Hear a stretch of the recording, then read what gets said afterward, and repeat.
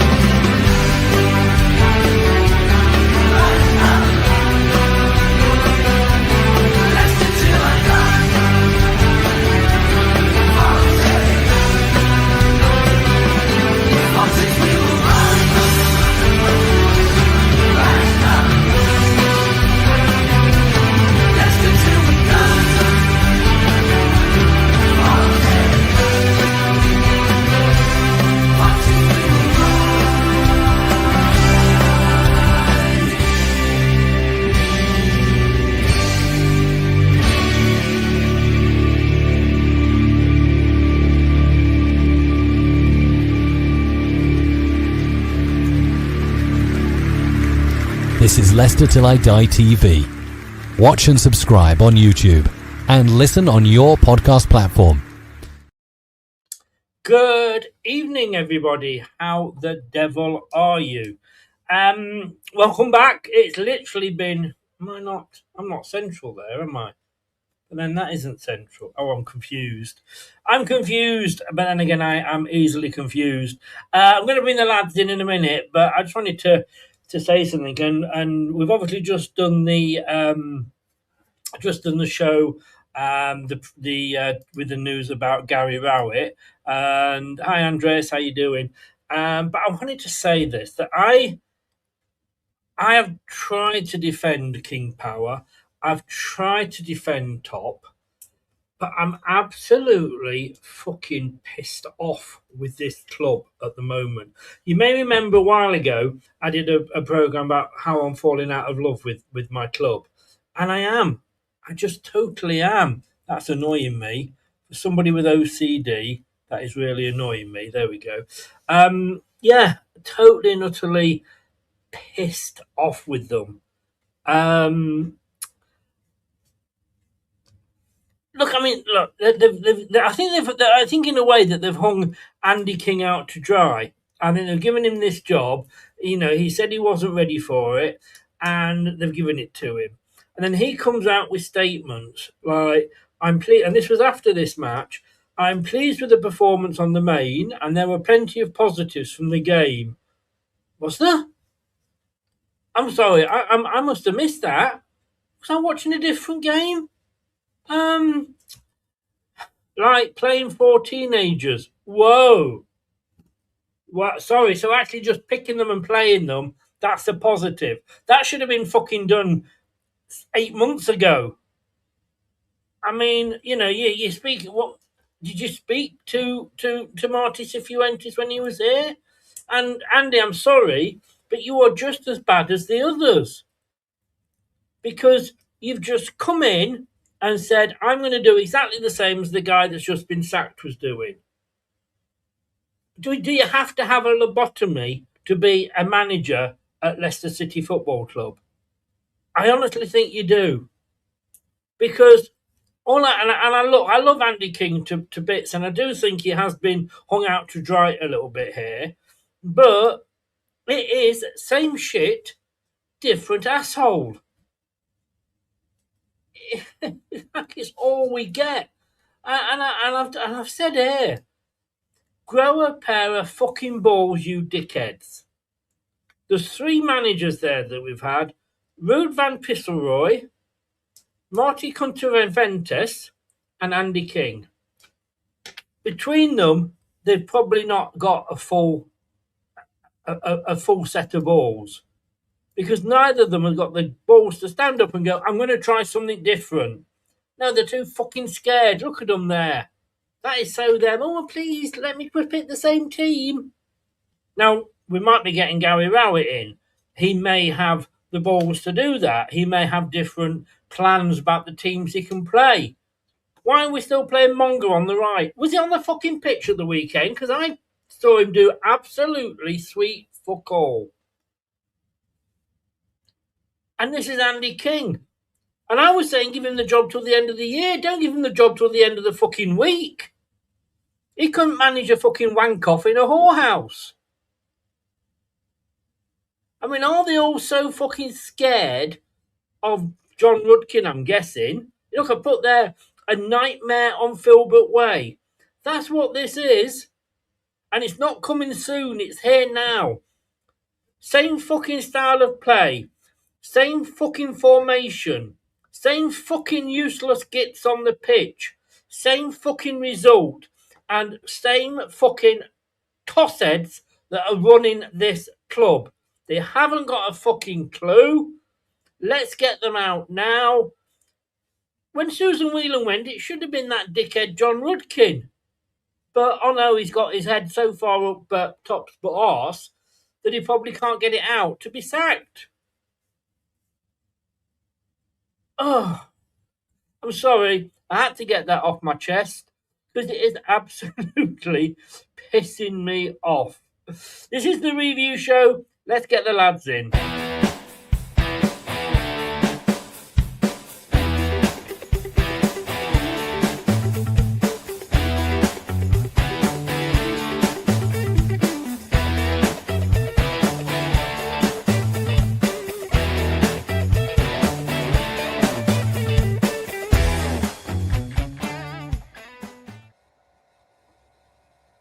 Clibbo, welcome back again. Nice to see you. To see you nice. It's been such a long time. My God, Brad, what have you done? I tried to see if I could fix one of the bulbs, and then I was like, you know what? I reckon I can just get a lamp and move it. So, and I can tell spooky stories. You can. The history, the last 10 years of Leicester City. I know. Clibbo, was I being unfair with that rant? You weren't. There was something that you said that I wanted to pick up on, though, which was about the managers having balls. An interesting thing is there was a recent interview with Rowett where he was basically saying that the club have got far too many decent players to be in the position they're in, and that it was complete mismanagement by the club. So that's interesting. Now, if he's got the balls to say that and then go in there, then that's encouraging. I mean, obviously, we've not actually appointed Rowett yet, so we will wait and see. But this is Leicester. Nothing's ever simple. Yeah, you know, of course. Christmas might come before our new manager does. Like I said earlier, I did jokingly say that between Nottingham Forest sacking Sean Dyche, appointing Ishmael, and they'll sack Ishmael before we've even got a new manager in. But look, all those three guys there, they've all followed each other, Brad, and they've all decided to play 4-2-3-1, despite the fact that it didn't work for any of them. Yeah, the one that baffles me the most is actually Andy King, because I can to a degree understand Marty, because that's his style of play. That's the manager he is. That's what he did at QPR. That's what he's known for. So we kind of knew what we was going to get, but we thought maybe with the talk of bringing in youth and how excited he was to be here and all the steps he took to take this job, that maybe he's going to be a bit more pragmatic with it. Turns out we were fooled, and he was just taking the easiest payday next to being a Watford or Nottingham Forest manager. Andy King's the most disappointing out of the three of them, Chris, because you think of all the managers he's worked on, either as a player or as a coach, at whatever level of his career, and you thought that guy would have had a plethora of ideas, a plethora of teachings, and would have taken this by the scruff of the neck, whether he wanted it or not. And obviously he's come out and said, look, I enjoy being a coach, I don't want to be a manager, that's not on my pipeline just yet. Fine. But you'd have thought he'd have gone, right, I'm going to get you set for the next manager by moving us up the table back up to like 15th, 16th, because we're going to play this way and this is going to work. And it just didn't. And Chris, you say about managers, don't count your chickens before the eggs are hatched, sort of things. Well, I just can't see. Breaking news: Gary Rowett will not be offered the Leicester job because he prefers to play 2 strikers up front. According to the BBC, pragmatic manager likes to use 4-4-2 or 3-5-2. So he's out the running. As soon as he mentions 2 strikers, you just know Top and Rudkin are going to show him the door. So don't get your hopes up, guys, because a direct attacking manager is not on our agenda. Please welcome Steve Bruce. That'll be. Oh, I don't know about that. But look, yeah. I'll come to it in a second, Clipper, but I mean, we obviously discussed this earlier.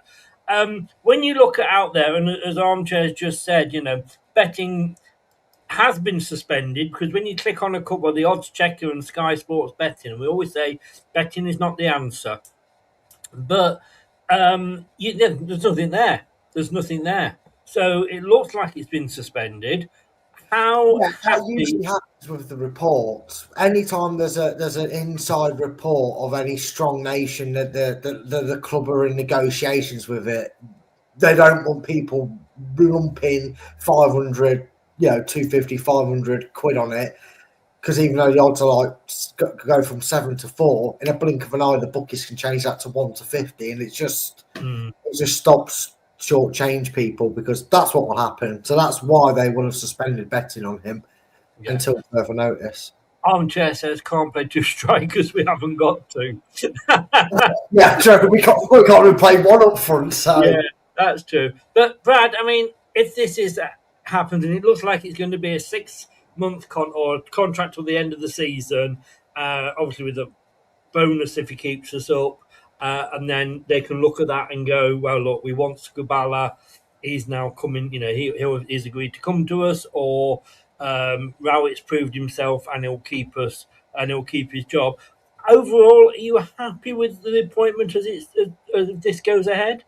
I mean, I did a little bit of research on him beforehand. Like I said, and I had got it open here. I'm more excited by the fact that we might actually have a manager that not only had a short stay, but he was a Leicester player at the club.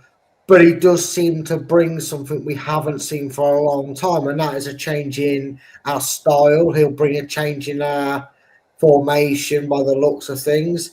And he likes to play more suited to the Leicester way. I mean, you speak to Oxford fans, they were quite shocked that he got the boot when he did because they lost some players, and Ben Nelson was one of them that they were never going to get because we obviously want him and he's playing in our team.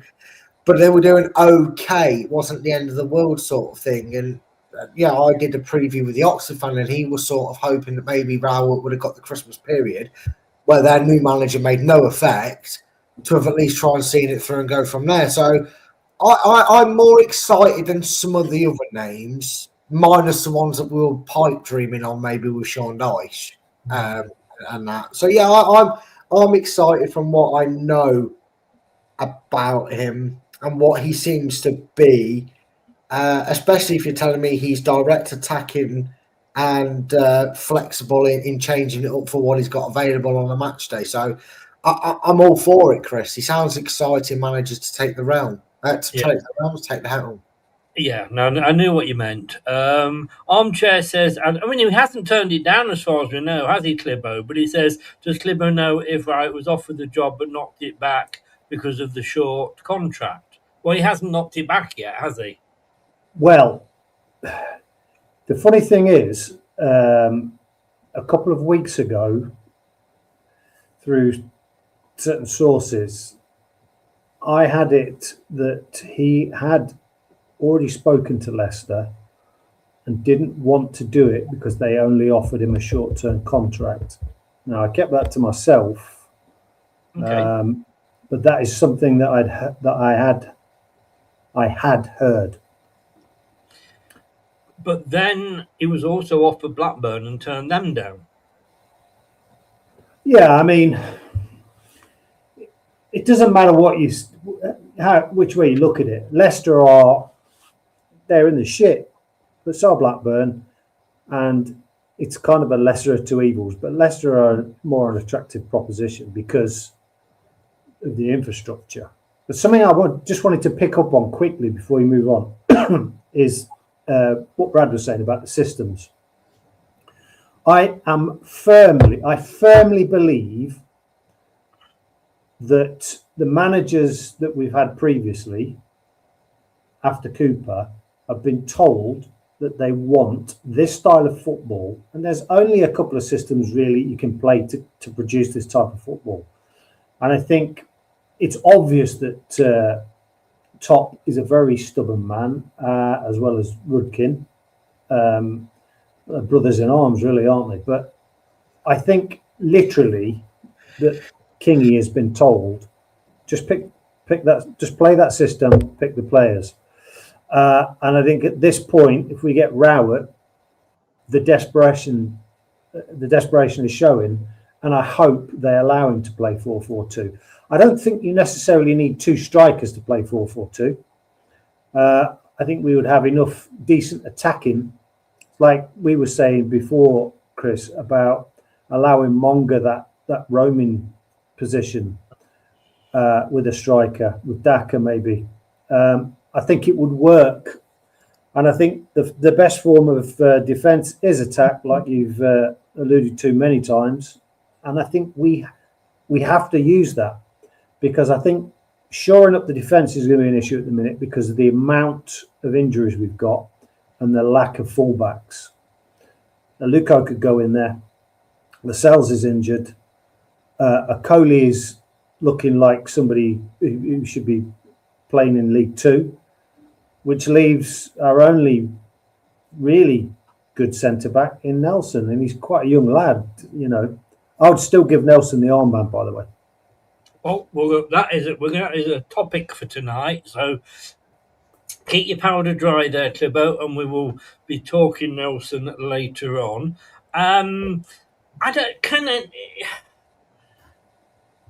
Is there any manager worth their salt, Brad, if they come in and they are told that's what you've got to play? No, as soon as they hear that, they'll go, thanks for your time, see you later, and walk straight out the door. You are a village idiot if you think that's how best to run your football club and pick managers.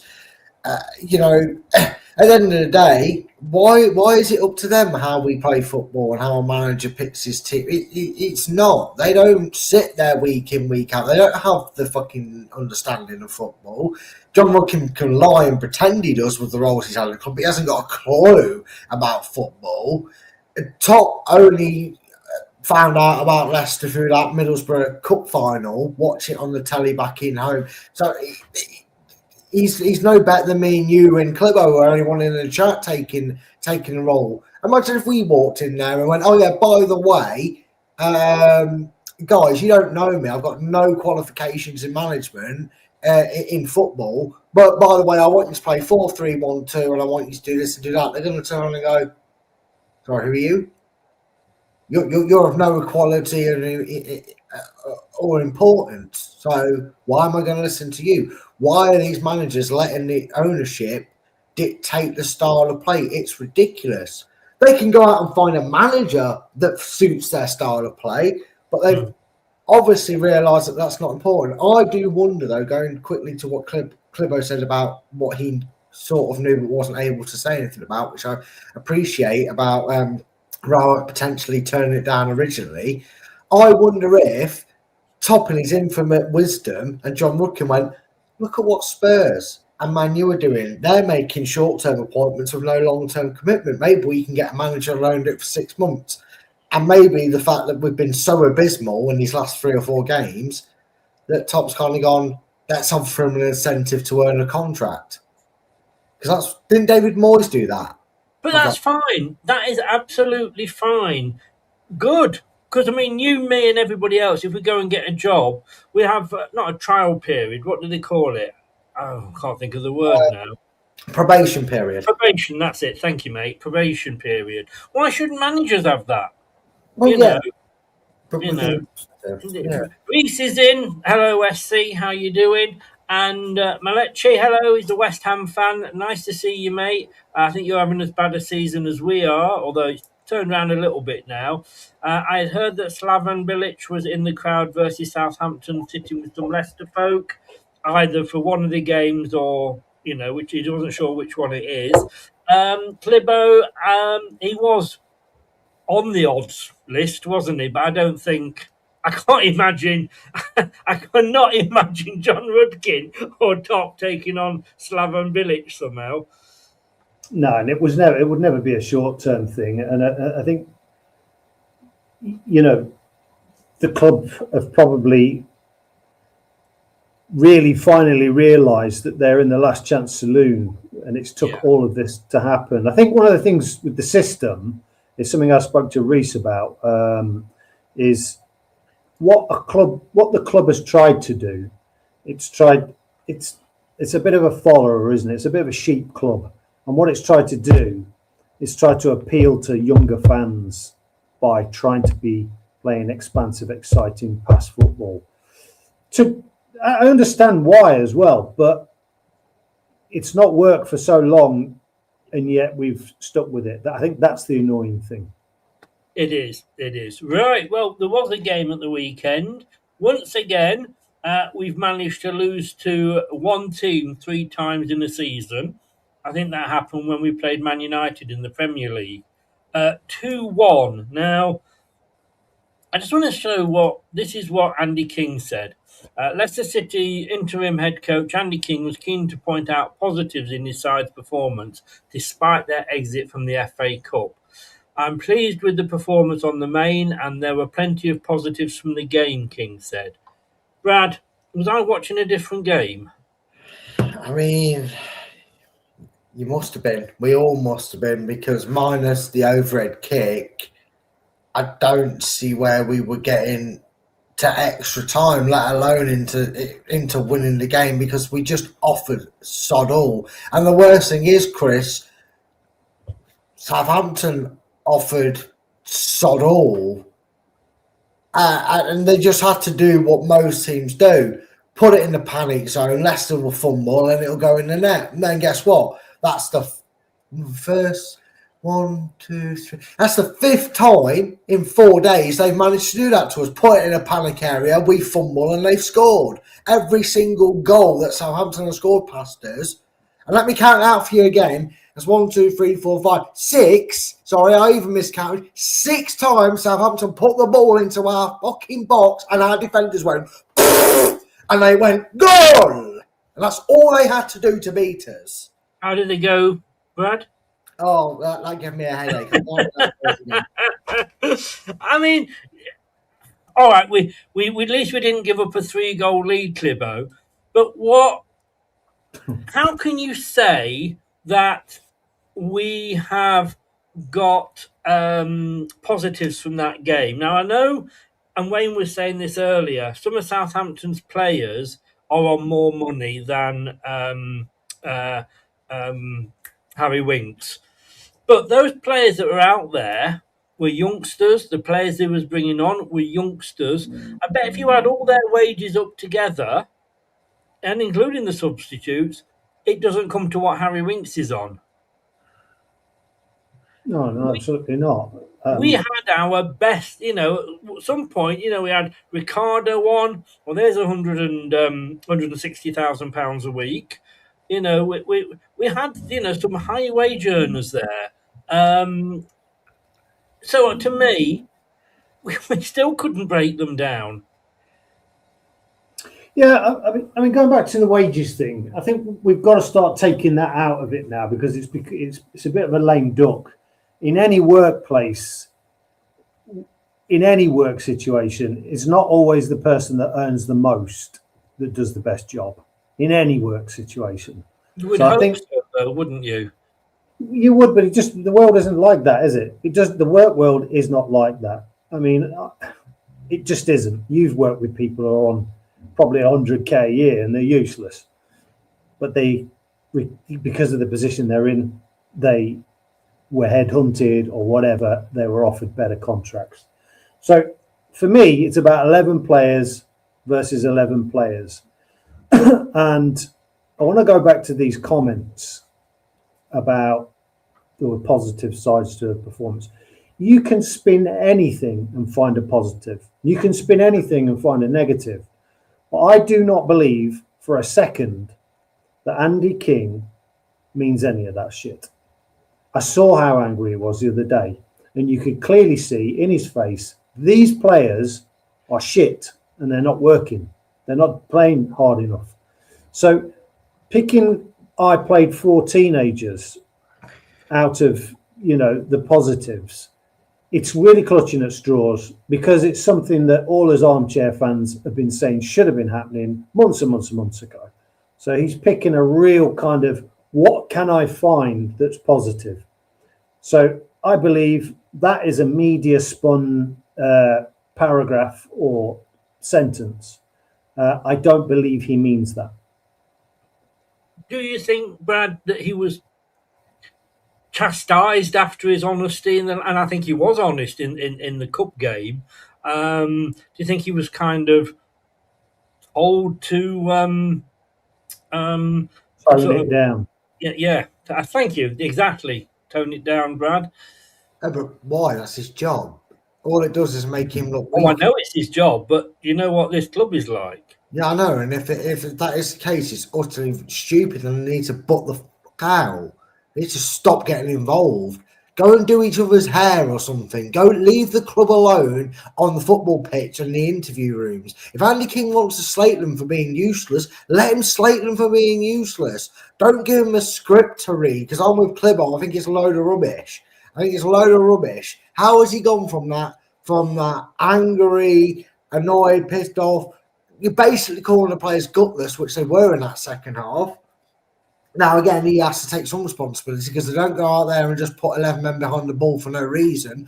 But how does he go from that to going, oh, we lost and had 1 shot on target? There was a very no. Oh, yeah, I'm proud of them. They did really well. No bollocks.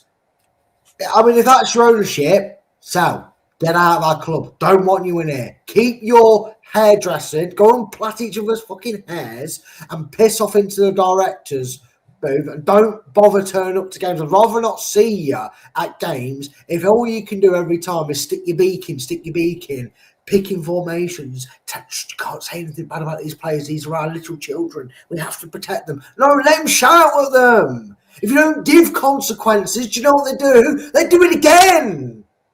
Any aspect of life, if you don't tell off a child or a pet for weeing on the carpet, guess what they do? They wee on the carpet the next day. But if you say they're a good boy and give them a snack, guess what? They'll piss twice on the carpet because I think they're doing a good job.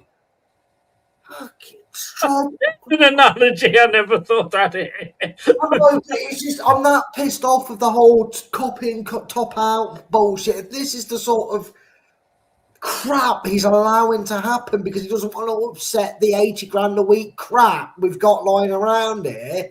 Then sell the club to bloody Lily Savage or whoever you want to sell it to. I don't care at this point. Because if you're allowing that sort of mentality to be in the club, then God help us. We'll be in League 2 before you can say Happy New Year. Well, you never know. Clibbo, I want you to come on this point. Malechi says, I think King was right. Much better performance. Look, that performance in the first half against Southampton midweek was the best I've seen us play for 18 months. And I actually sat there and thought, fuck, this is 4-2-3-1 and we are owning it. Maybe Kingy has got something. And look, we lost that. And I think Kingy, it's a bit naivety, but, you know, and I don't think another manager makes the same subs and what have you. But we should have, with the players that ended up at the end of 90 minutes compared to their players that ended up on the pitch after 90 minutes, we should have literally battered them, shouldn't we? Well, it is a cup. What, on the first game? No, on the second game. On this game, right. The second game was a cup game, so we know that has a different dynamic. We've seen, you know, teams like bloody Yeovil and do well in the past in the cups against big teams, and you know, so we know that there's a different dynamic. We were playing away, but I would have thought that shock result that we had against them would have really, really motivated them to play well. Now, I was struggling to get a stream. I did manage to see some of it. And I have to tell you, I was bored shitless.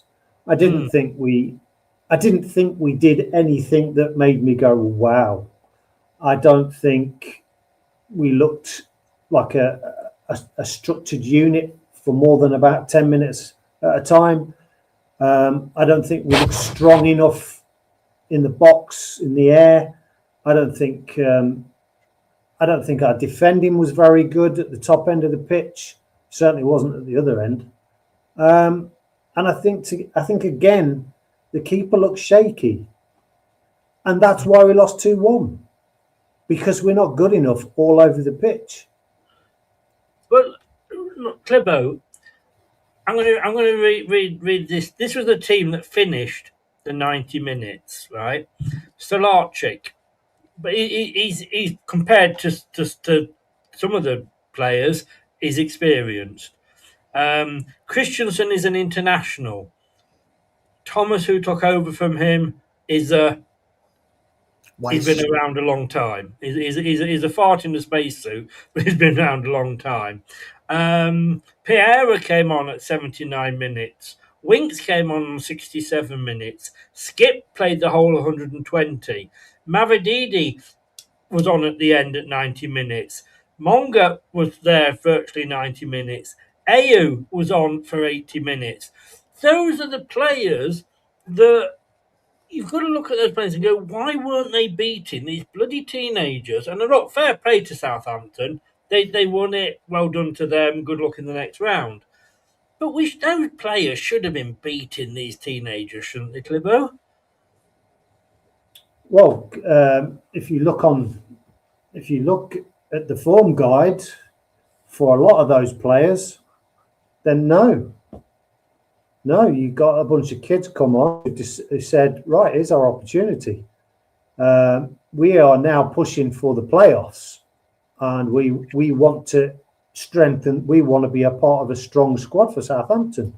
You could see that they had much more desire. Now, living comfortably, I mean, I use boxer's analogy. I heard Marvin Hagler, the great Marvin Hagler, talk about once you've won the belt and you've got $1 million, it's really much more difficult to get up in the morning, run at 3 a.m, drink raw eggs.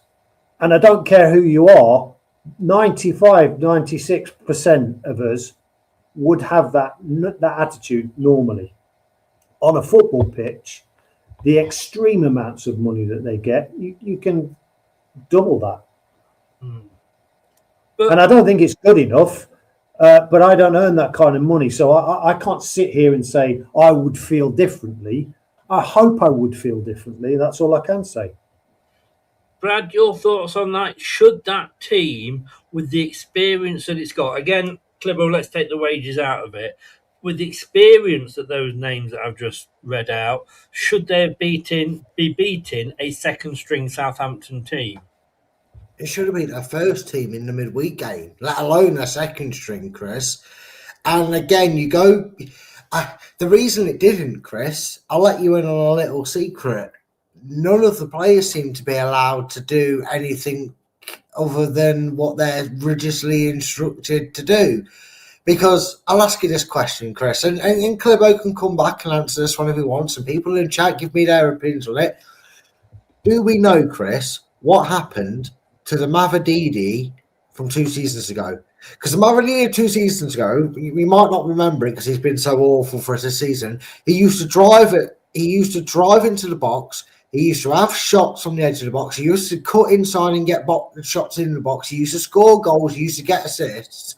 Now, there was one moment, right, and I know, Clibbo, you had a bit of a dodgy stream, and so do I, but it was the only time my stream conveniently wanted to work with Leicester attacking, right, where he cut into the box, he drove in and he had a chasing defender, and Mavididi 2 years ago would have smashed it in the bottom corner, and he stopped.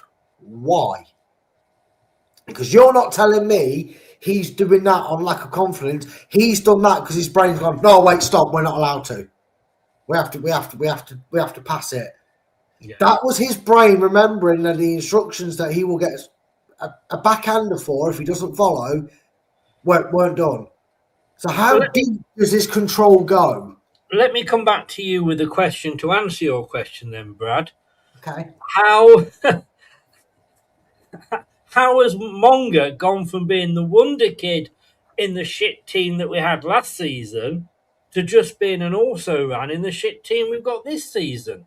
The same answers to your question is the same answer to mine, Chris. And if we can figure it out, we can figure it out. Yeah, I tell you what, Scooby-Doo, run it. Get the mask pulled off and find out who's in charge of this fucking circus. Slippo, your thoughts on these 2 points, which me and Brad agree on?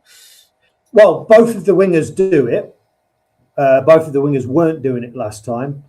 I think the way the system works is to get it as high up the pitch, hold it long enough for the rest of the midfield to join, push the defence up, higher line, and score the perfect Arsenal goal. I think that's how the system is supposed to work. Or we cross it into 7'6" blokes when we've got 5'10" blokes in the box. I've noticed we do a lot of that as well. Yeah, I mean, it's rubbish. It's rubbish. I don't believe that Mavadidi's quality has dropped significantly, but you could argue, other than the quality goals that Fatou has scored, I mean, they've been like worldies. Other than that, he's done very little this season, to the point where I would have dropped him a couple of times. But if he's doing what he's being asked to do, which is why I think I'm not saying he's down tools a lot this season, but you can see his body language again. He's not happy. And he's being told to do something that's naturally not his game. Now, in terms of Monga, it's the same question. If you took Glenn Oddle or another Gaza, and you made him play like a chess player in a system, you would never have seen those players 100% flourish. 100%. And that's why Monga's having the problems. Yeah. And he's out of position as well. But look, that's the starting lineup, Brad. Yeah. Now, I want to support Andy King. And look, I love Andy King. I've met him at Bournemouth when we played them and I was sat near the dugout. Lovely, lovely guy. But what in God's name was he thinking? Or where did he see anything that said to him, Ayew is a striker I'm going to trust in this cup game because he's got me loads and loads of goals? No idea, mate. Because what's the most baffling thing is, and again, I'm not sure how much Andy King had a say on the players that came in. Maybe Top said, "What you want?" and he went, a midfielder, a centre back, and some form of striker. And Top went, "Okay, you know names, we'll get them." To him, and he went, "Come on, Rudkin, let's go skip off into the sunset and do some shopping," right? But he got his players, Lascelles, and we know typically he's injured. It's just our training ground curse, and we like to sign them pre-broken. Mukasa, is it? Because I keep thinking Mufasa. Mukasa. We'll call him Mufasa. I'll call him that just so I remember it easier. But he got him and he's played, and I know. But he's done well. He looks alive, Wyatt. And I will say there was some positives that maybe Andy King could have pointed out. It's the fact that the likes of him and Page actually looked energised and up for it and wanted to go there. But why have we bothered getting the kid from Chelsea on loan if we're not going to stick him up front? Because he sees him as a backup to Abdul Fattah. And yet we put Silko Thomas on. Oh, no, he did bring Richards on. Richards came on. No, I know he did bring him on, but he's got Silko Thomas. And Silko, yeah. And I think what we think is that Chelsea have said we see him as a right winger, whatever you want to call it, and we have to play him there. That's the only thing I can think of. Otherwise, like I said, do all Leicester City managers, as soon as they get the job, are they taken into the treatment table, Clibbo, at Seagrave, and given a lobotomy? See, I don't believe that was the case. Now, I could be wrong. I believe he was brought here as a striker. I could be wrong, but that's what I've heard. Now, Reece might be able to give you a bit more info on that, but I've also heard that they're expected to play a high percentage of games. Now, we know that on the right, Fatua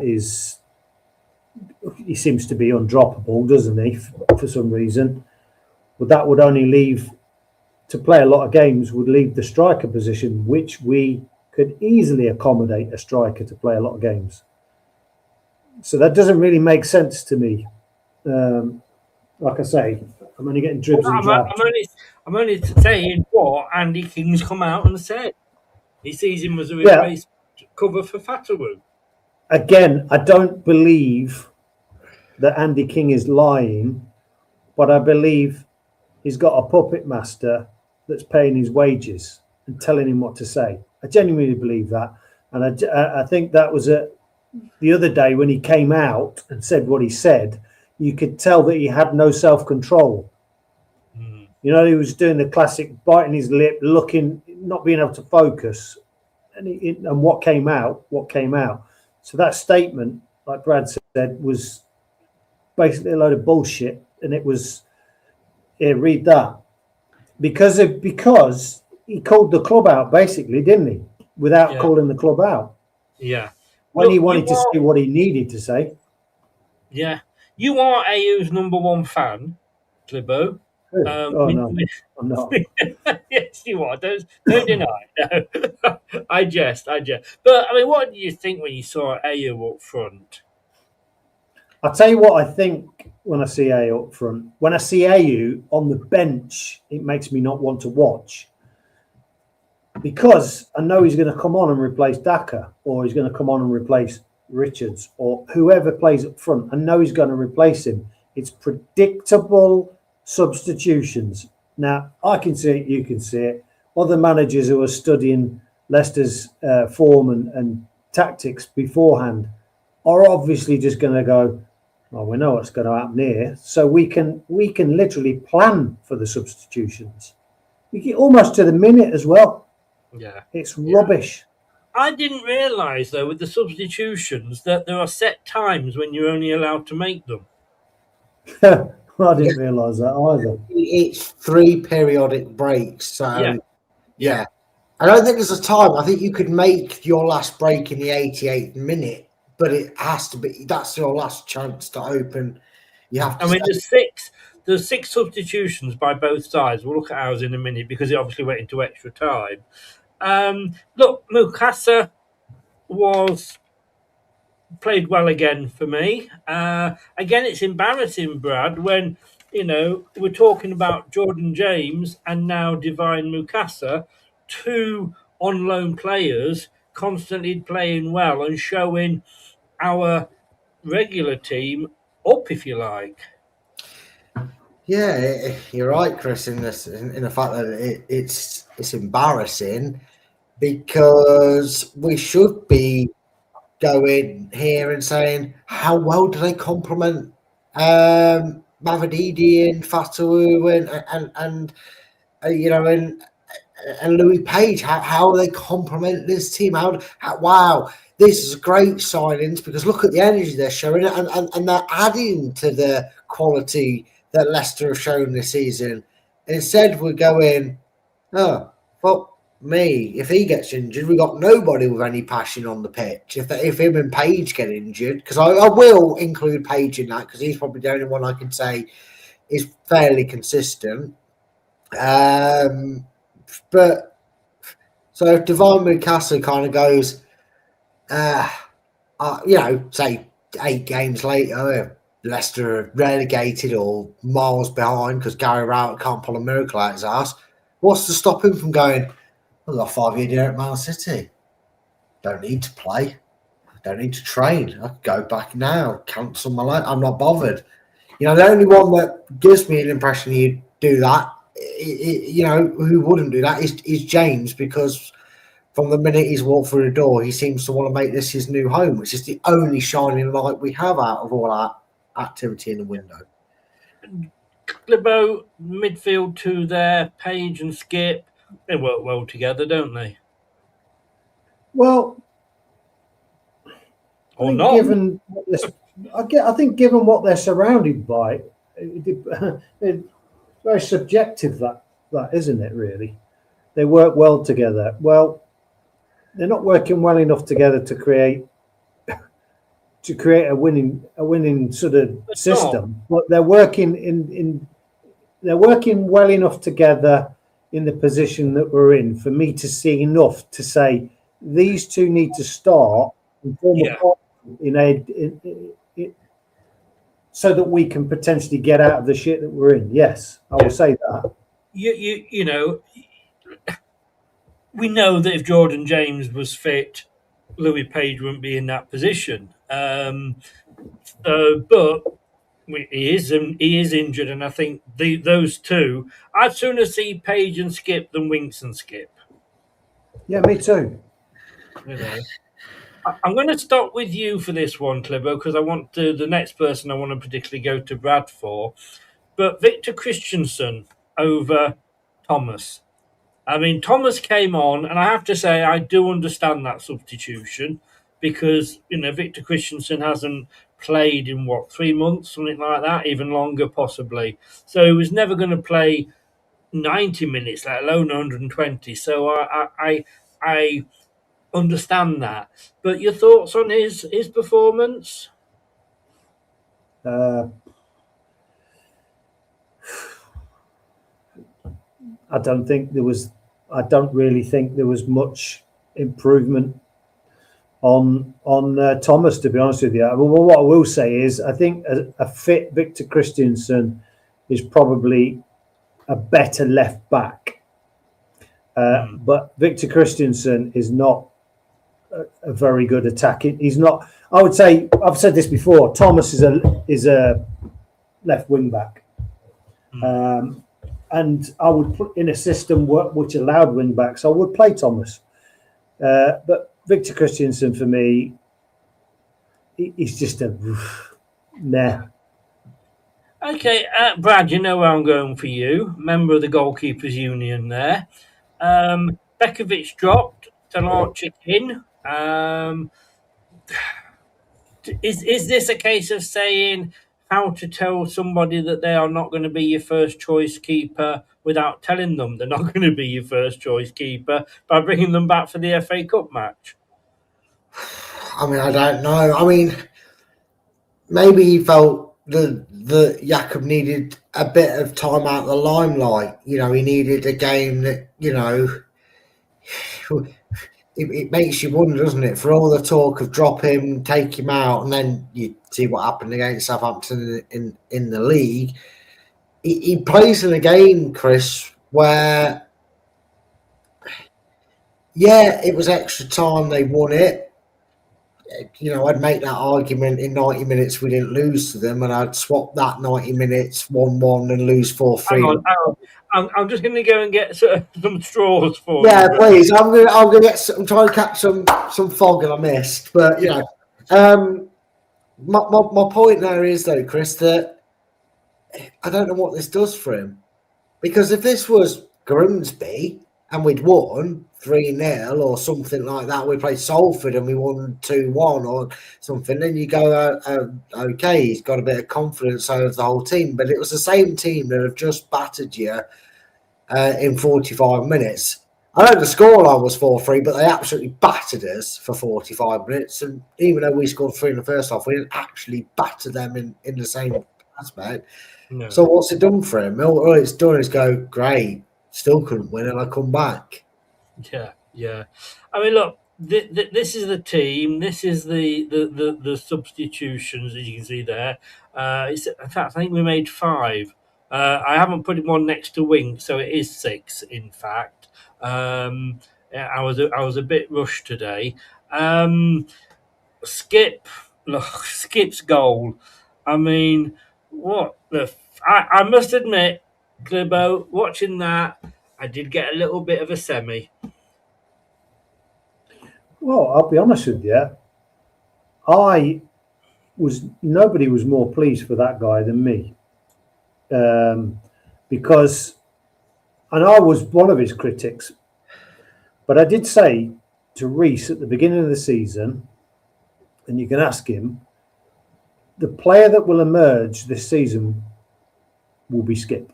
I said it right at the beginning of the season, and I had my doubts, but I have to say that Skip puts in a shift.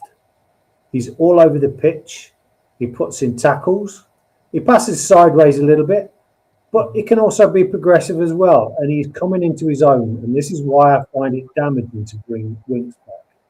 Because all of a sudden it makes him have to think about his position again, because they're too similar in a lot of respects. And I was so pleased for him with that goal. And listen, there's an element of technical ability to score a goal like that. You know, if you get it wrong, you are going to look like the proverbial twat. And he was brave enough to do it. So good. I was really pleased. But I didn't feel like when he scored it that we would go on to win. No, you're right. It got us back in, and it was a superb goal, Brad. I'm just wondering whether, was it scored because the goalkeeper went, "What the fuck?" and he wasn't ready for it because he wasn't expecting it.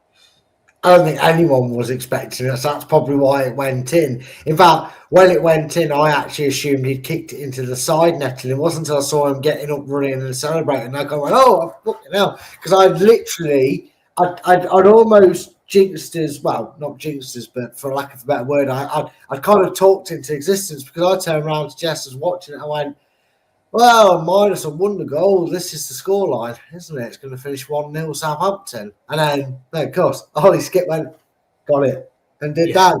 But yeah, that was. To be fair, that ain't getting scored. That is not getting scored in the Premier League. The amount of space he had to jump and flick, and with a better goalkeeper, that ain't getting scored, is it? No, it's not getting scored in the Premier League unless you're playing against Leicester City. yes. Then you would have the space at the time. Brad, talk to me about. Look, I understand the Thomas coming on for Christensen, Ricardo coming on for Luco, Winks for Page, Thomas Mavididi, Richards Monga, Dakareyu. I didn't really see a lot of difference when they came on. No, I don't understand Lewis Page coming off, because Harry Winks slowed us down even more in the midfield. I don't understand why Luco couldn't have got 90 minutes. Maybe if it got to the 119th minute and you wanted a penalty taker on, you get Ricardo on. Fine, absolutely fine. You could have done Maybe that. that's why you took AU off. Well, maybe. Yeah, we all know how shitty he is at them. Maybe we could put Silko Thomas on, his last person to score. And I know it was a rebounded penalty, but at least he scored from it. But yeah, some of the stuff didn't make sense. Like I said, don't know why. Why would you not put Monga on and put Richards up front? Why are you making certain changes? Christensen Thomas makes sense, and Mavididi seemed like his head had gone, so fine, but the others just didn't make any sense to me at all. Well, in fairness, the Dakareyu probably made a bit of sense because AU was so shit, and it should have been done in the 9th minute, not the 79th minute. Well, yeah, true, but it also probably should have been Richards instead of Daka, because even we wouldn't have known what to have got from Richards coming on with 15-20 minutes to go, and Southampton might have been like, "Oh, young kid that's got a lot of pace, not that scared, fearless, this could be interesting." And yet here we are, out of cup because we tried the same old shit. Clibbo, do you want to be even more depressed than you are looking right now? No, this is my film star look. if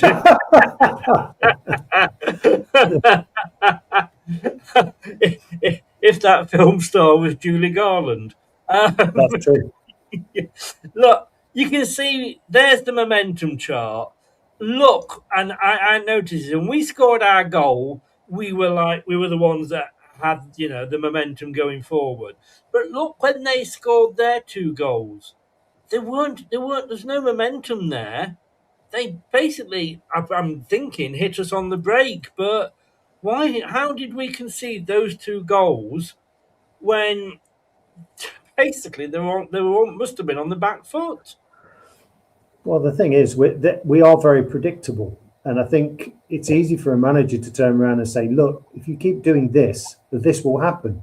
Because the proof is in the pudding. The stats will tell you that all season. I mean, if you go, I mean, I'm not saying go back to that last slide, but if you look, when something's not working, if someone's limping like for like, but if you're getting beat again, particularly by a bunch of people that have really not been playing for the first team in their particular team, all you've seen in that in those substitutions is like for like substitutions. Yeah. And it's saying the team I pick is not working. So the team that we all probably wanted to see ended up on pitch, but not enough time to affect the game. I mean, tactically, I think it was just. I mean, it was a bit like PE teacher taking a team, wasn't it? It just it didn't scream urgency, and the substitutions didn't scream urgency to me. No. I've avoided asking this, but God. Sorry. Don't call me that. I get really embarrassed. Like it. Rad, I mean, it was a penalty, wasn't it? It was as clear cut as I mean. But why did you make a challenge there? Yeah, I don't understand why, because he wasn't on an angle to shoot. No. Stolarczyk maybe could have raced out to kind of rush him, and then the Curry doesn't need to make that challenge. That's been really harsh on Jakob, I think, in that sense. But you talked about lobotomies a lot, Chris. I wonder if someone's done that to a Coley the last few games, because okay, you could maybe say against Charlton he didn't want him to go through on goal, but it was the first 15 minutes of the game. Didn't need to do it, and there was just no need for that challenge. It's not like he's used his hand to save one on the line and stop them scoring in hopes that Jakob could save a penalty. It was just needless. Yeah. It was brain dead. Has Woutface become Italian? Yeah. I mean, it was it was a bad decision on top of a bad decision. Just to confuse you, as we look at the stats here, Southampton are in blue because I couldn't get it to go red because they're actually in yellow on the BBC site. But we had the most possession. It doesn't show the. Damn! I realised what I've done there. We had more shots. Can you believe, Clibbo? Again, when you look at stats, you can make them look like anything. Now, yeah, a shot can be kicked 2 yards and hit somebody as long as it was going towards the goal. You know, it can hit somebody's shin almost immediately, leaving your foot, and just as long as it's past that point where it becomes a block. So I don't take too much notice of that. For me, the shots on target are the ones that count. The ones that make the keeper make a save. That's what we want to see.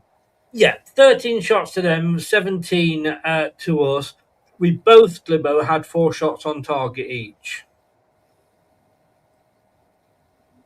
Okay.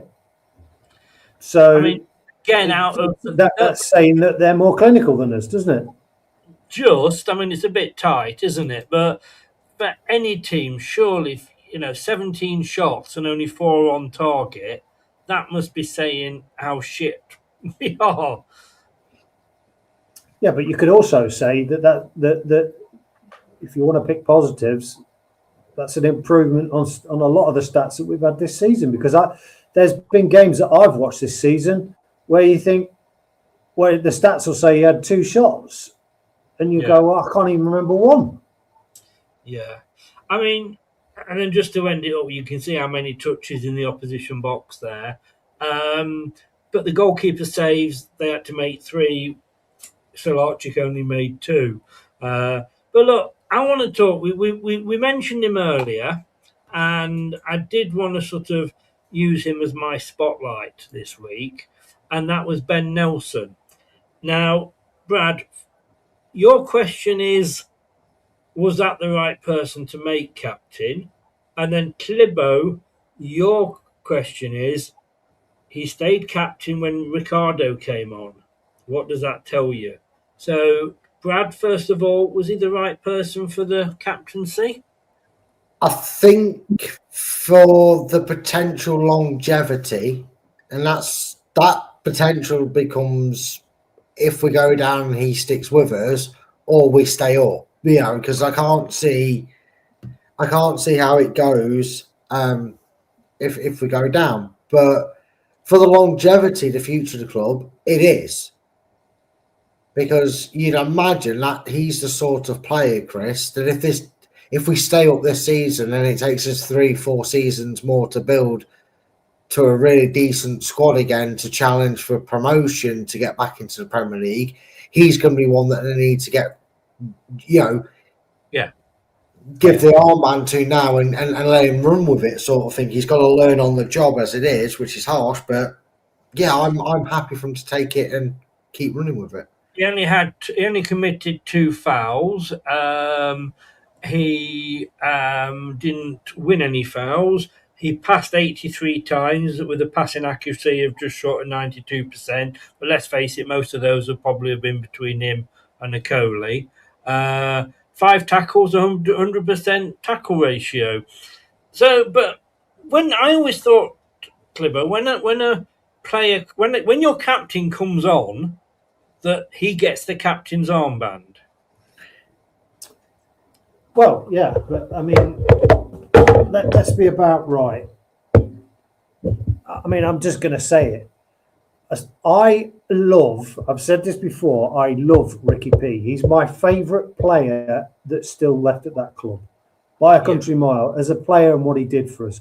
But he got that captain's armband as a token gesture. Because he's never shown any quality of captain material, not what I would call captain material. As far as going forward, during that game, I would have either picked Ben Nelson or a very close second, I would have picked Skip as captain. Because I think giving Skip some responsibility might help his game even further. But I think Ben Nelson is a future captain. I don't think he's the finished article by a million miles. No. But he's a big, imposing man at the back. And that's what I want from my captain. I like the captains being centre-backs because they see much more of the game.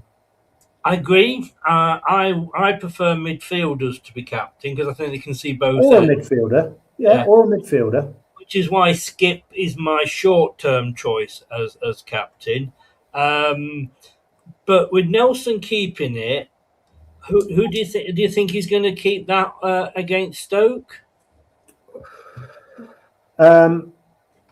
Well, me personally, given the level of performance that Ricky P has been showing, Father Time's caught up on the poor lad.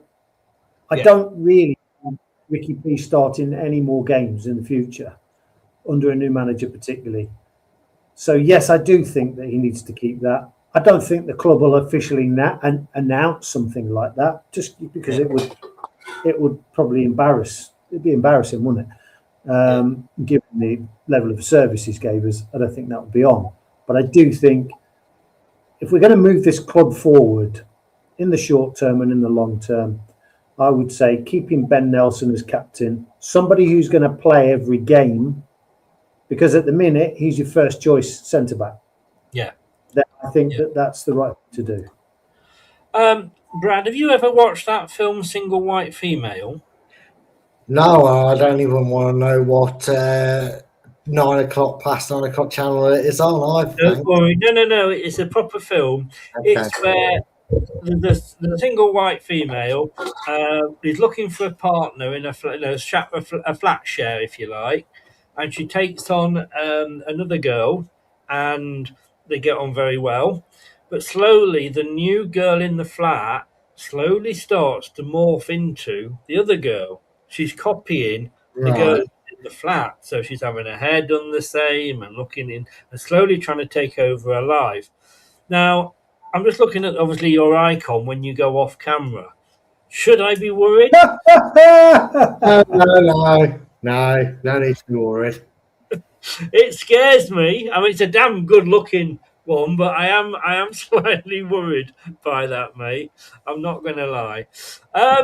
Look, this fascination, getting back to the misery that is Leicester City, this fascination with playing 4-2-3-1, we seem to think that it's what Top wants. He wants us to play like Barcelona, etc., etc. But do you remember the good old days when we won the Premier League? Oh, yeah. Played 4-4-2. We had Danny Simpson, Wes Morgan, Huth and Fuchs at the back. Mahrez, Kanté, Drinkwater or Brighton, I'm going to cry in a minute, across the midfield. And then Vardy or Sinji or Ujoa, exchanging up front. I mean, that's not a 4-2. That, we won, bless you, we won that playing 4-4-2, Brad. Yeah, we did, and for a little while we had glimmers of that coming back with Ian Atcher and Vardy having a partnership for a little bit, and I don't know why we just deterred away from it. We had a foundation, we had a stable foundation as well. We had a band of brothers, they were calling each other, and we knew eventually that dynasty was going to fall apart. I mean, Robert Huth and Morgan were pushing closer to 40 than most people, and eventually we were going to have to lose N'Golo and Mahrez's and players like that. But you kind of take that mantra that we've used all season with in the sense of substitutes we make. You kind of just like for like. And I know when it happened, Chris, we were like, right, we're never going to find another Mahrez, but let's find someone who offers what he does in terms of quality, pace, and that, and that's the. But instead, it's like someone went, well, we need to get with the modern times. 4-4-2's dead. Rest in peace, 4-4-2. So now we need to completely change the mindset. And this team struggled for a bit, Chris, didn't it? This team had Claude Puel struggles, and this team had, Claudio Ranieri's second season struggles, where the mantra seemed to change, and they seemed baffled that not playing a way that suited the players we had at the club wasn't working. And it feels like, that's what's happened with these last 3 or 4 managers, Chris. We've given them a load of players and then gone, oh, that's why it's not working. Why is this not working? Because they can't. We don't have players that are world class like Man City. We have players that can play a certain way really well, and then they struggle to play that any other way. That's what these players did. Clibbo, doesn't that just, when you look at that though, isn't it?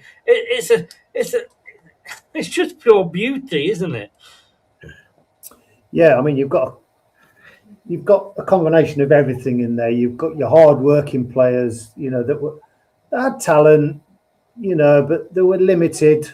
I mean, I wouldn't even say Christian Fuchs was the best player, but what he had was wisdom. He knew where to be.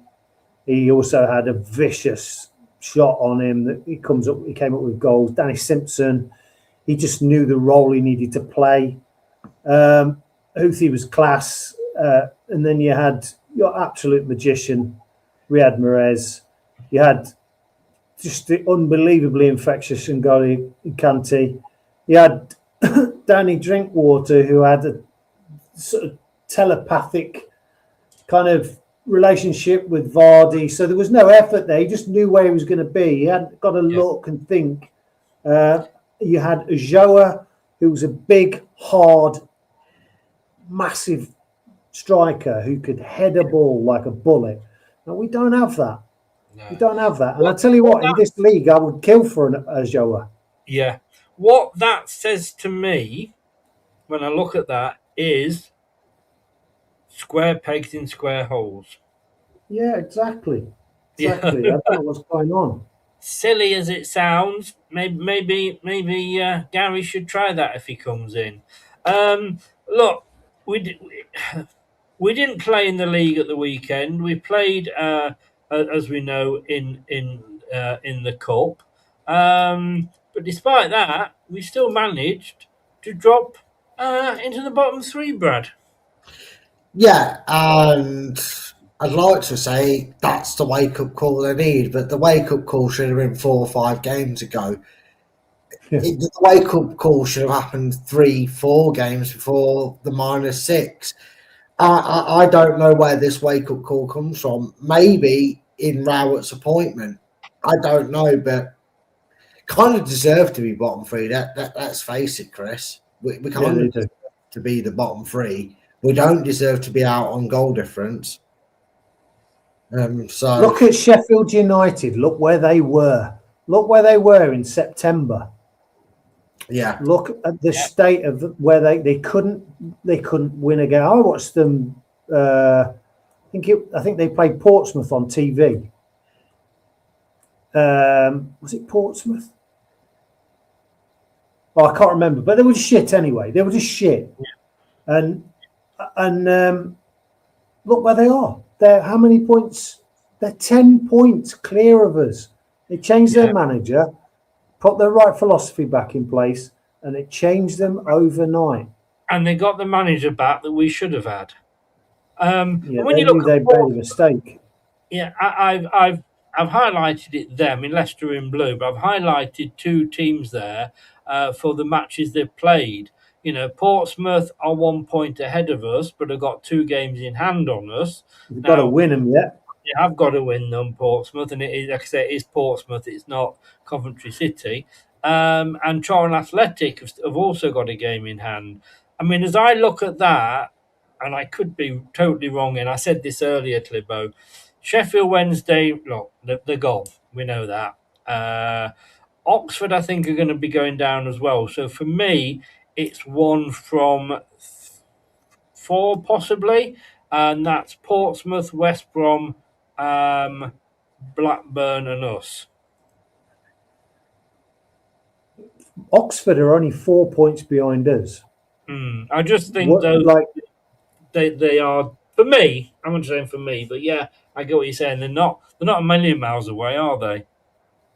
No, but like the situation that Leicester are in, and I've said it for a good few weeks now. In fact, way before the actual points deduction. What you'll tend to find is anyone who's got any backbone will take real joy from the fact that we have got 6 point deduction, and they've gone, actually, we could catch them now. This has given us some hope. And if they've got any backbone, they'll use that momentum. So that is another really bad thing for Leicester. It is. Look, before we get on to the players, I've introduced a new award this week. I used to have, as Brad will remember, and if you remember, Clibbo, we used to have Donkey of the Week for the guy that was the worst on the pitch. I'm going to expand that now. For those of you that follow this channel, you know where I'm going from with this, but I'm simply going to call it the Ham Sandwich of the Week. Yeah. I think everybody knows where I'm going to with that, but I don't think I can get sued for calling somebody a ham sandwich. But which part of the ham sandwich is top there? It's hard to tell, isn't it? It's hard to tell. Because he's been hard to find recently, hasn't he? He has. Yeah. Well, maybe unlike where he's meant to be. Maybe this was where he was hiding. But, I am, Brad, I'm fed up now with trying to defend this guy. I'm fed up now with saying it's, his poor dad and COVID and King Power only just getting through this and all that. And I can't literally defend him. And I honestly think, but Brad is not amused apparently. I am just at the point now of saying, sod it. Can it be any worse? Be careful what you wish for because it could be worse. Could it? I actually want these guys out the club now. I'm not sure how it could be any worse, because if someone said to me, "Oh yeah, but what if you get an owner that just pours the money in and doesn't really care? He sits in Saudi Arabia or America or wherever they're from, because that's where most of the rich folk are from." Then I don't care. I feel like Klopp's got himself too involved, and that's the biggest problem. And he's not got himself in the right ways that he should be involved as an owner. He's getting involved in things that he shouldn't do, and it's just like you either need to stop or you just need to just take a seat back, because at this moment in time, I'd rather a manager that, I'd rather a Chelsea owner at this point where he just goes, "I'll buy it because monopoly," like he does, because at least then we know what we're getting with him. You know what I mean? I agree. Look, like I say again, Clibbo, you know where I've gone with this one. What if he sold to? Oh God, what's his name? The guy who owns Sports Direct. Mike Ashley. If he sold to Mike Ashley, would we? Because there's no look. If we force him out, he could sell to whoever he wants to. It might even be trouble because obviously we owe him so much money. But would you think if he sold it to Mike Ashley, which is he would be totally, in his gift to do, would you think then, well, good, or would you think fucking hell, wish he hadn't sold? Well, it all depends. I mean, it's not a straightforward question, that, even Jim, because it very much depends on the situation you're in. The situation we're in is we're financially in deep shit, and a lot deeper than any of us know. I think that's obvious. Now, if you look at Mike Ashley's record, he was never loved by the fan base, especially towards the end. But when he left Newcastle, they were a very, very well organised, structured, financially sound club. So from that perspective, yeah, I would sell to Mike Ashley. It's gonna be 3-4 years before we're in a situation where we can sort of be on a level playing field without all these kind of worrying knocks at the door, figuratively speaking, metaphorically speaking. The thing is, Brad, if you're still with us. Yeah, I'm still there, sorry. Yeah, that's right. The thing is, if let's say we get relegated. Yes. And we're in League One, obviously our value has gone right down. It's probably going to go down to 20 or 30 million if we're in that. I mean, obviously we're worth less when we're in the Championship. We're going to be worth around, I was watching a show the other day, around 20, 30 million. That's the sort of thing when you're going to get a Mike Ashley come in maybe and try and buy us because we are so cheap. And Top might just say, "Oh, fucking hell, yeah, I've had enough." Yeah, maybe. And again, I wouldn't really blame Top if he went like, "I've had enough." I feel like in trying to tip the scales at Leicester since all the issues, since the passing and everything that's gone on, instead of standing in the middle and getting the ship to refloat, he's run all the way to the other end of the deck, and now the ship's going down that way. And he's just like, I won't be surprised when, I can't bother like this. I've tried everything. I'm not cut out for this. Yeah. I've got to think about my family and our future now. As much as I love this club, and we still love him, we just don't love what he's doing and how many fuck ups he's making in trying to seemingly, in his own mind and own way, put things right. If he just kind of went, oh, you know what, League One Championship, I don't care. The club's up for sale. We're gonna take our money and run. We're gonna take our money and run. We're not gonna play for the Bully Special Prize. We're gonna sell up. We're gonna move it on to somebody who we believe is going to be, leave it in good hands and good financial sound future. We're not just going to sell it to the highest bidder sort of thing. In the sense of we don't care who has it. You know what I mean? We're not going to sell it to some backhand alley crook who's suddenly got a keen interest in Leicester for no reason. But they're going to move on and plunge that money back into the King Power and maybe just focus on one job as it is. Yeah.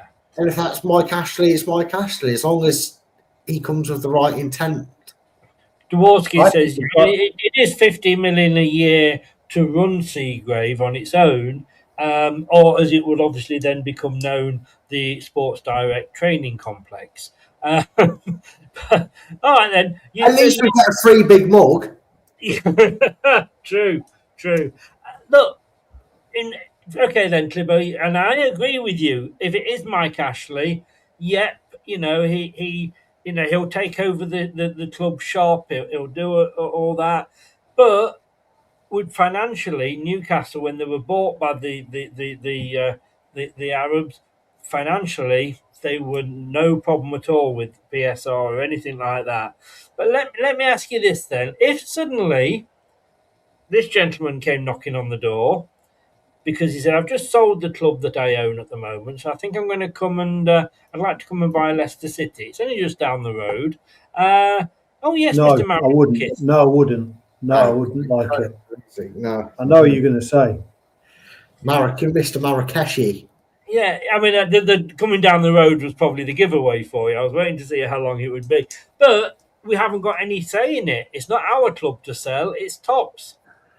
And if Mr. Marinakis comes in with a bigger offer than Mr. Ashley, he's going to take it. I mean, all right, he won't because he owns Nottingham Forest, so that isn't going to happen. So, but just purely, as an example, we couldn't say no, could we?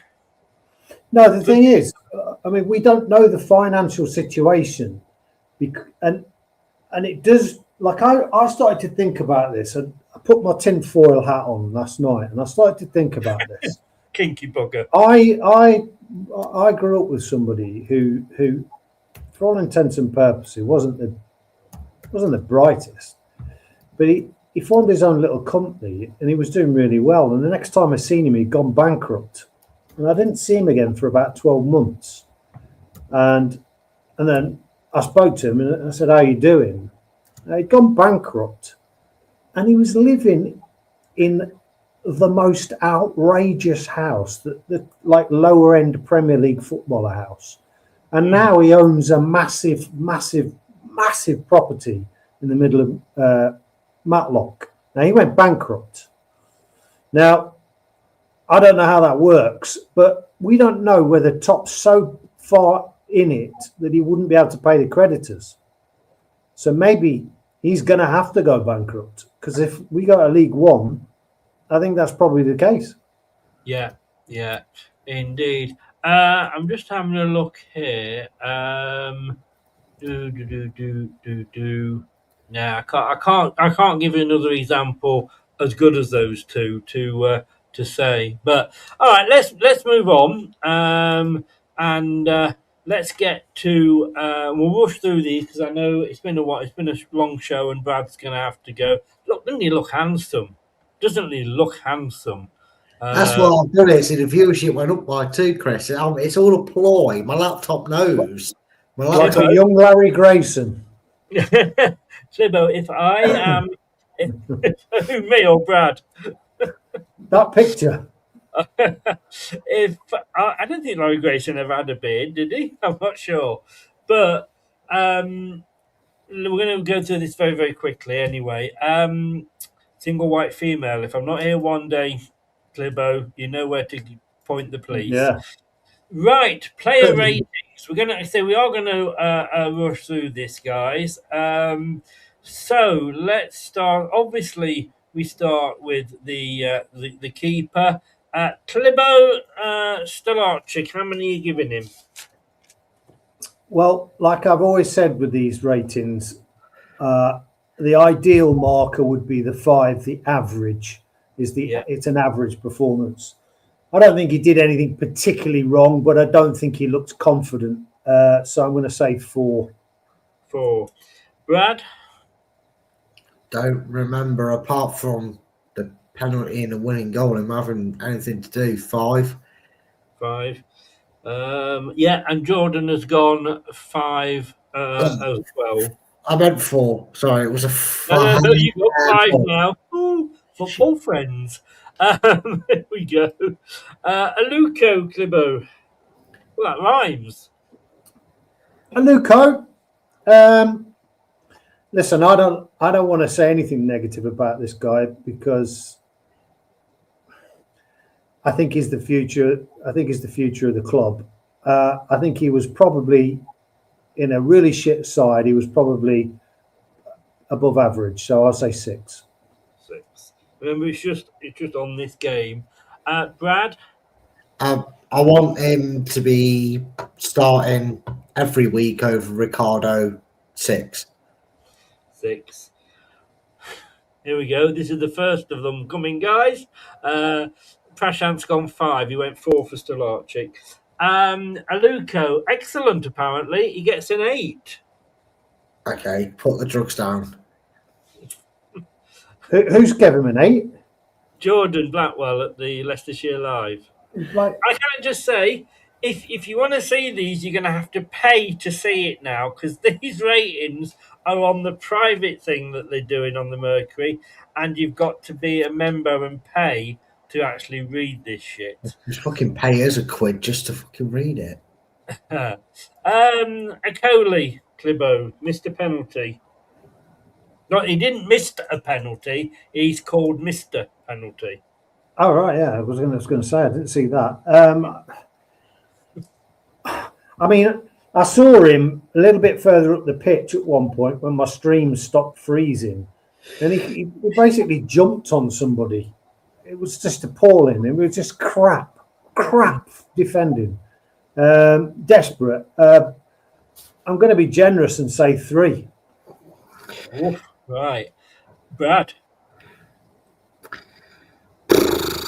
I thought it couldn't get any worse than Wildface for stumbling, tripping and bumbling idiots, but the lobotomy he had before the Charlton game is having a lasting effect because he's gone. His head's completely gone. 1. Well, Prashant's gone 2. And should we move on and I don't give you Jordan's ratings? Would that be easier? No, come on, give us what he said. 4. I'm going to headbutt him in real life. He was faultless up to the penalty. 7.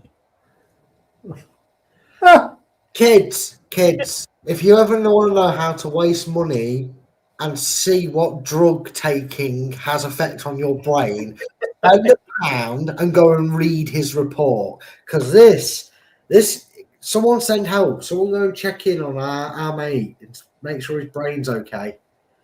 Unbelievable. Even I'm laughing this week. Nelson Clibo. Like I say, I don't think he was terrible. I think it was an average game for him. I'm going to say a 5. I'm going to say a 5. Yeah. Brad, now you normally give the 2 centre-backs the same, don't you? Yeah, but Ben Nelson wasn't an arse clown, so I can't. He was actually okay. I'll give him a 5. 5. Well, apparently he played a few inaccurate passes early on, but after that he did not put a foot wrong. He gets the 7 again off Jordan. Guys, this is what your money gives you. This is what you get off the off the Leicestershire Live. Hello, Mr. Dog. Yeah, he's just trying to kick me off the chair. Is it a Mr. or is it a Mrs.? Oh, it is a Mr. I'm not. Don't want to make him angry. I can show you his bollocks. They're massive. Thanks for sharing. maybe he's got Yeah, he's got the lion's share of testers. and Ruud van Nistelrooy's bollocks all together. Yeah. He's got them all. Christensen.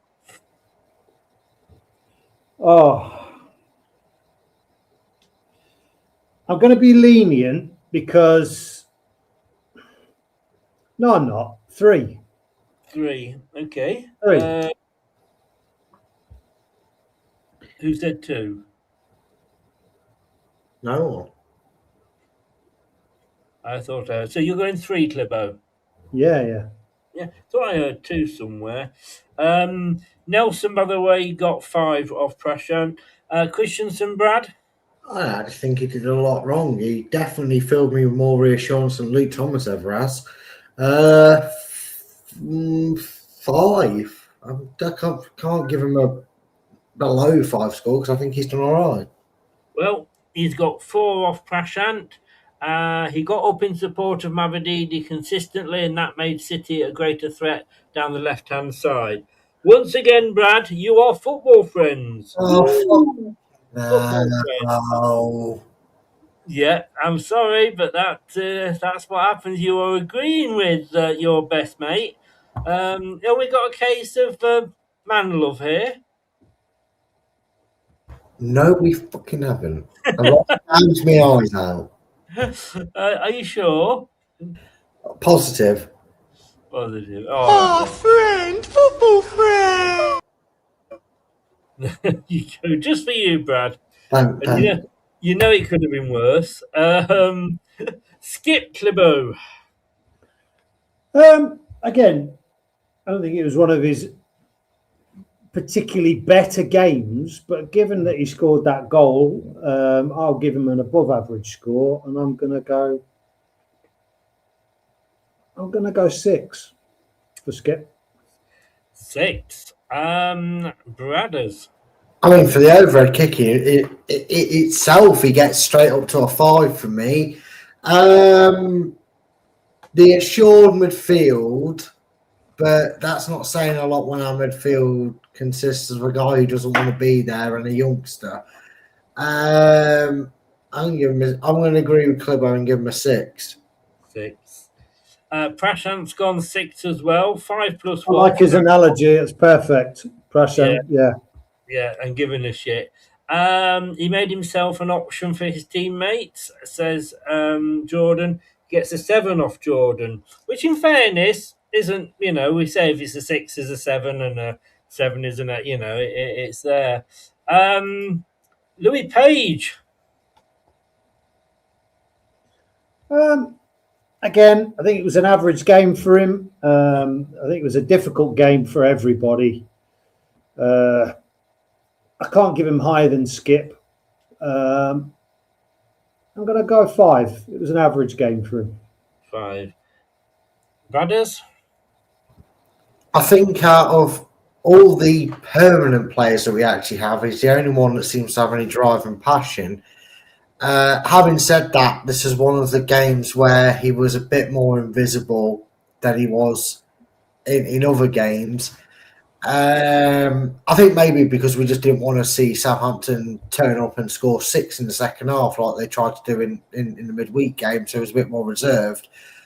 I'm going to give him, on that basis, I'm going to give him a 5, but it's a harsh 5 because I know he's better than what he played on Saturday. Agreed. Perhaps he's got a 5 off Prashant as well. Perhaps his most mature performance in a City shirt yet, said Jordan, and gave him a 7. Silence. Yeah, says it all. Munga Clibs. I don't really think it was his best game. I think he looked. I think he had some nice touches, nice close control, but it didn't lead to anything. I don't want to do the boy down because I think he was very average. 5. That might be being generous. I think you are being generous there. Yes. Brad, are you going to be generous? Nope, didn't know he was on the pitch. So because I didn't know he was on the pitch, I can't give him a rating, so he gets a 0. What? I didn't know he was on the pitch, Chris. Didn't know he played. Gets a 0. He wasn't getting much service, to be fair. Well, that's a him problem. He's a young lad. He should be able to be calling for service and demanding it, Clippo. If he can't do that, when he got the ball, he was trying to make things happen. I think that's why two different things. Well, it's opinions. It's opinions on that. I get where you're coming from, Clippo. I God loves a tryer, but I always say Paris in disguise because he just doesn't cool. Well, what have we got here? He was quiet in the first half, but started to get the ball more often in the second. And this time, Clibbo, your football friends, because Jordan's gone for a 5 as well. He's copied me, that's all it is. This is pre-recorded. Mukasa, who, to be honest with you, was probably my, at one point, was nearly my man of the match. But what are you going to give him, Clibbo? Well, obviously he played really, really well in the previous game. I think he tried to make things happen. Yeah. He had lots of endeavour. He was trying hard to be the engine room, basically. He was trying to do everything. Not a lot of it was really working particularly well, but I have to say he was above average. I can't give him a 7 because I don't think anyone was a 7. So I'll give him a high 6. Okay, a 6. Brad? To be fair, he was my man of the match because, shockingly, someone who isn't permanently our player was the most up for this game. And you know, you saw it in the midweek game with his goal. He's obviously someone who's fired up to prove a point. He obviously, you know, wants to.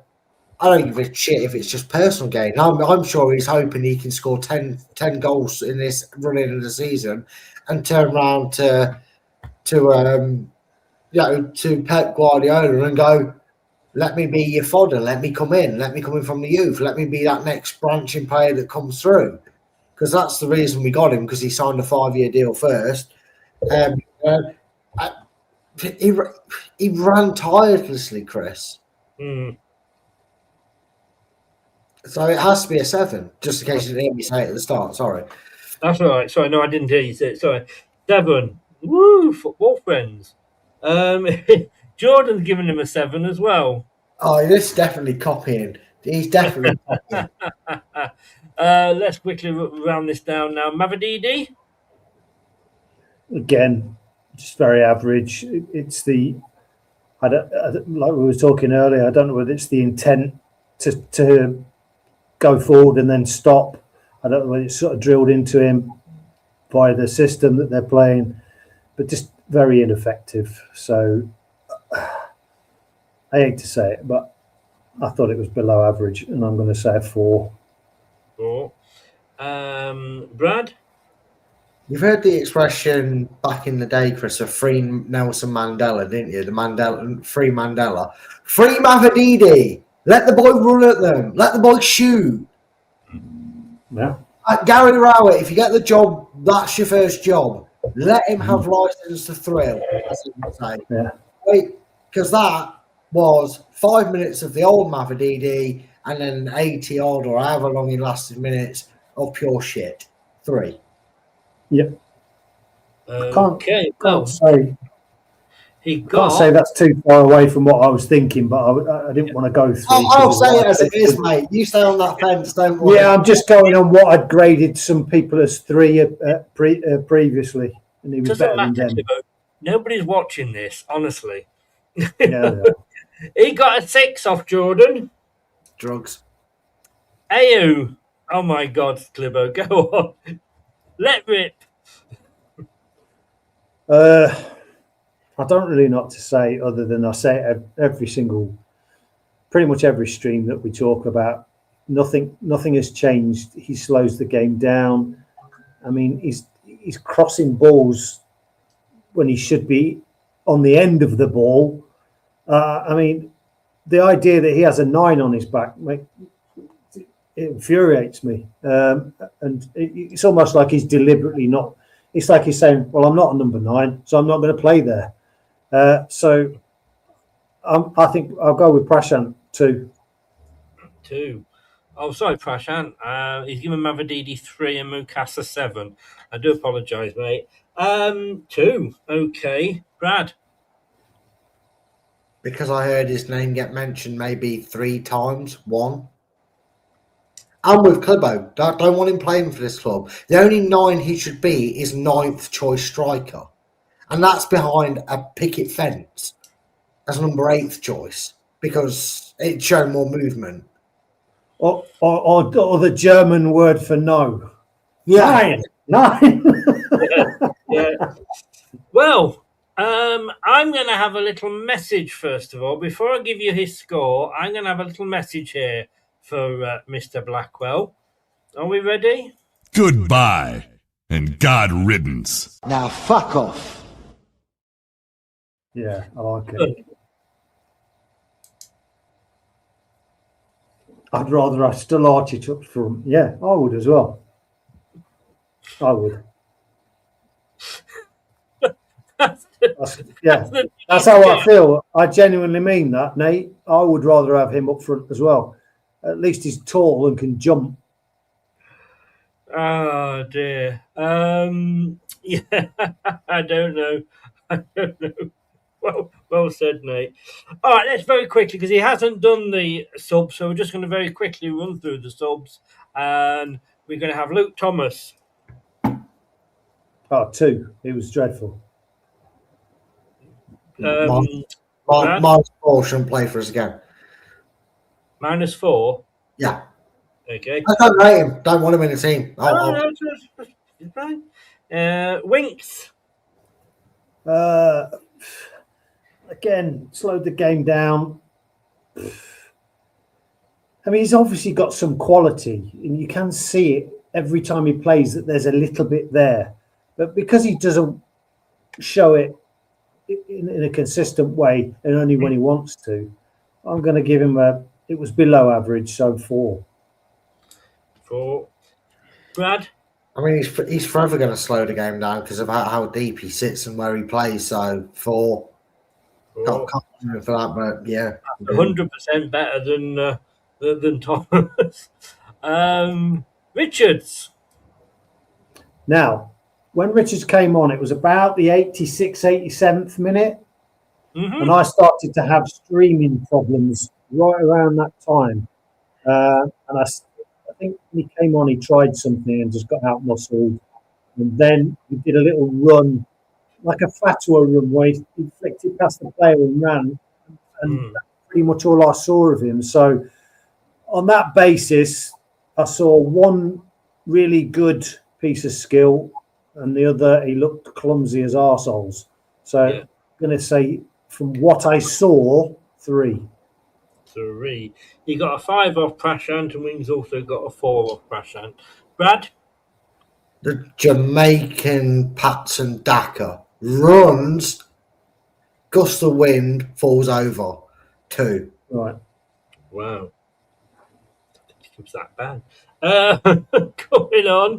Like I say, I'm only judging it on what I saw. No, that's fine. No. I mean, look, it's opinions. This is what it is all about. Ricardo Clibbo. You know how I feel about Ricardo, one of my favourite players of all time to wear the Leicester shirt. But he's just not of the standard. I would even go as far as to say, if we were in League One, that I wouldn't play him. So I'm going to be generous and say 3. Well, Prashant agrees with you. Do you, Brad? I'm bored of seeing him play because I agree with Clibbo. I love Ricky, but his legs went on us 2 years ago. We probably should have cashed in on him when we got promoted to the Premier League, last time out. Now we're stuck with him, unfortunately. And he'll go back to Portugal and play in some mid-table Portuguese side. I'm going to give him a 3 to be nice. A 3. Daka. Full of endeavour, no real service of any note really. I thought it was a mistake not to play him because he's a confidence player. He should have played from the start. There was a bit of sort of cohesion between Macassar and him in the last game. Why not keep it there? Because I thought it was an important game to win to get rid of that monkey off our back. And so, Andy's better than you. To be honest with you, I'm gonna say 4 because it wasn't great, but yeah. At least he made their defenders think a little bit. Double what you gave AU, and Prashant's gone 3. What are you going, Brad? The Zambian Richards runs around, tries his little heart out, but falls over at a gust of wind. 2. 2. I think you could have seen that coming when I made the Richards statement. Should have just written it down. Very quickly, Silko Thomas, Clibo. I don't think he was anything to write home about. I don't think he did anything particularly wrong. I'd say 4. 4. Brad? I always like to say youth product come through and do well. He can't cut it at this level. It just seems 3. 3. He should have gone out on loan this season because he's got talent, that boy. Yeah. He's one of the ones that should have gone He on. needs to be away from the stinking festering shit that it's us and go and play maybe a Huddersfield or a Cardiff or a Plymouth. Yeah, absolutely. Would have been good for him. 4 as well. Right, how many are you giving King, Clibo?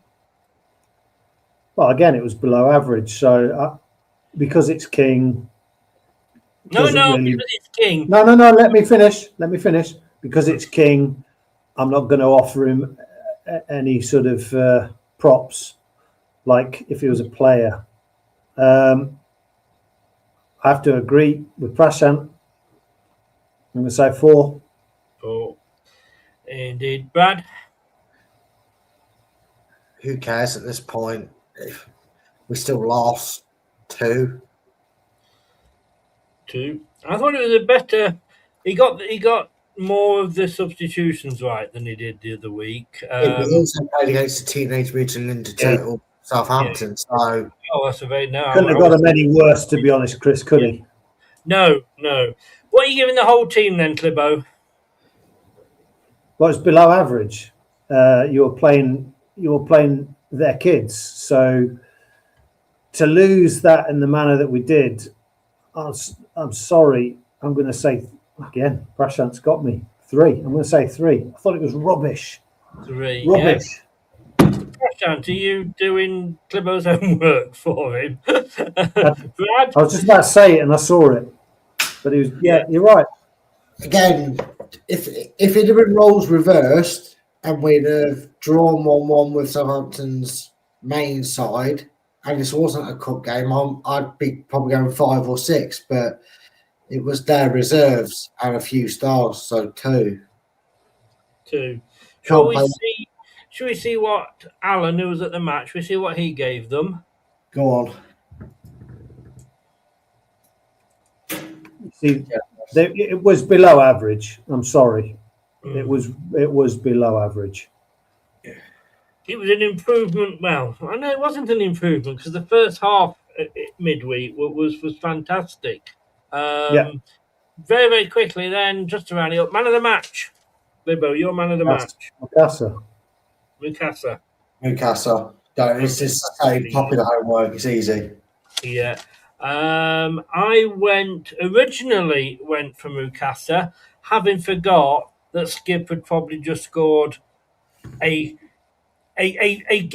goal that is going to be up there with Fataru's halfway line goal. If it had been a winner, Chris, I would have agreed with you. Yeah. But overall, I think Mukasa contributed. No, I agree. The energy. Yeah, that's why I went for him originally. But then when somebody mentioned the goal, I thought, honest with you, yeah, it just stuck out for me. So I actually had to agree with Alan, and he's gone for Slip. I can see what. Yeah, indeed. Indeed. Right. That's it, guys. Thank you very much indeed. You're welcome. Maybe next time that we're doing reviews or the preview on Friday, we might be talking about a new manager and what he might be bringing, and a review next week, Brad, about how good Gary Rowett is, and we've just beaten Stoke 7-0. Oh yeah, can't wait, mate. And then I'll wake up. Indeed. Clibbo, thank you very much. Look, you've really helped me out today, and you're with me tomorrow for the Foxes Forum, which at the moment is just you and me. Reese might be joining us, of course. Is Reese in the group yet? Has he joined us in the group? I don't believe he has. No, give him a kick up the arse, will you? Yes, I will. Yeah. And Brad, thank you as always. Have a good break on Thursday. Cheers, buddy. Thanks for that. And it's good to have met you, Clibbo. It's just you too, Brad. Oh my God! Will you two get a room?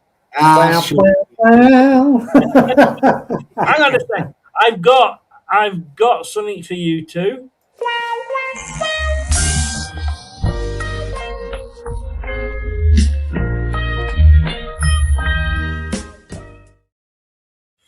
Yeah, my back wouldn't be able to do that these days, so.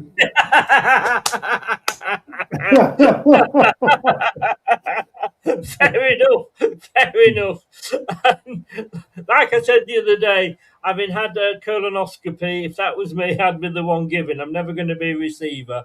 Thank you very much. If you've been listening via your favourite podcast platform, thank you for listening. And thanks to everybody that's been in the chat. Subscribe, ring the notification bell, like the video, please. And if you're watching it on your mobile, remember to hype it. Thanks so much, guys. Good night. Have a good one. Thanks for watching. These videos are tremendous. You better like them too, or I'll be back. This podcast is proud to be part of the TalkSport Fan Network. TalkSport. Powered by fans. That will conclude this evening's entertainment.